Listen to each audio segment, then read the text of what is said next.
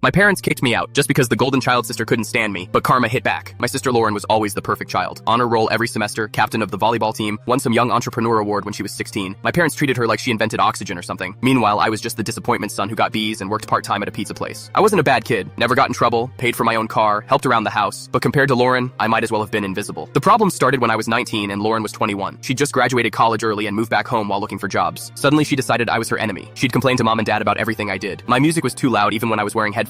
I left dishes in the sink even though they were hers. My friends were too rowdy even though we just played video games in the basement. Every single day she found something new to blame me for. My parents always took her side, always. One night in March, I came home from work around 11. I was exhausted from a double shift and just wanted to sleep. Lauren was in the living room with mom and dad watching some documentary. I said goodnight and headed upstairs. 5 minutes later, Lauren stormed into my room without knocking. She started screaming that I slammed the front door and ruined her concentration. I told her I barely touched the door, I was just tired. She ran back downstairs crying to mom and dad. Next thing I know, dad's in my doorway telling me I need to be more respectful of my sister, that she's stressed about job applications and I'm making things harder. I tried explaining my side, but he just walked away. 2 weeks later, Lauren accused me of stealing $200 from her purse. I had never touched her purse in my entire life. I had my own money from my job, but she was crying and swearing up and down that I was the only one who could have taken it. Mom and dad sat me down at the kitchen table like I was on trial. "Where were you yesterday between 2 and 4? Dad asked. "At work," I said. I had the schedule on my phone to prove it. Lauren said I must have snuck home during my break. My break was 30 minutes, and the drive home alone took 25 minutes. It was physically impossible, but they wanted to believe her so badly that logic didn't matter. Dad told me I had 1 week to find somewhere else to live. I was so shocked I couldn't even speak. Mom just sat there nodding along, not even looking at me. My own parents were kicking me out over a lie. I packed my stuff that night and stayed with my friend Chris and his family. His mom felt so bad for me she didn't even charge rent. I kept working at the pizza place, saved every penny, and tried not to think about how my own family chose Lauren's lies over me. 3 months went by. I didn't hear from my parents once. Not a text, not a call, nothing. Then one morning Chris showed me a Facebook post from my aunt. It was a long rant about Lauren and how she scammed their whole side of the family. Turns out Lauren had been borrowing money from relatives for months. Told my aunt she needed $500 for textbooks. Told my uncle she needed $300 for a security deposit. Told my grandma she needed $400 for car repairs. None of it was true. She was just taking money and spending it on clothes and concerts. My aunt found out when she saw Lauren wearing a $600 designer jacket she definitely didn't have textbook money for. The whole family confronted her at Sunday dinner, and Lauren admitted everything. She'd stolen from everyone, including mom and dad's savings account. The $200 she blamed me for, she took it herself and needed a scapegoat. My parents were apparently humiliated, lost thousands of dollars, had to apologize to the entire family for raising a liar and a thief. Dad called me a week later. His voice sounded tired and old. He asked if I'd come home so we could talk. I told him I had nothing to say to people who threw me out without proof. He tried apologizing, but I just hung up. Chris's parents helped me get my own apartment last month. Small place, nothing fancy, but it's mine. I'm taking classes at community college and got promoted to shift manager at the pizza place. Lauren apparently moved 2 states away because she couldn't face anyone here. Mom sends me texts sometimes saying she misses me and wants to fix things, but you don't get to pick the golden child, believe all her lies, kick out your son, and then act surprised when he doesn't come running back. Some bridges you burn yourself.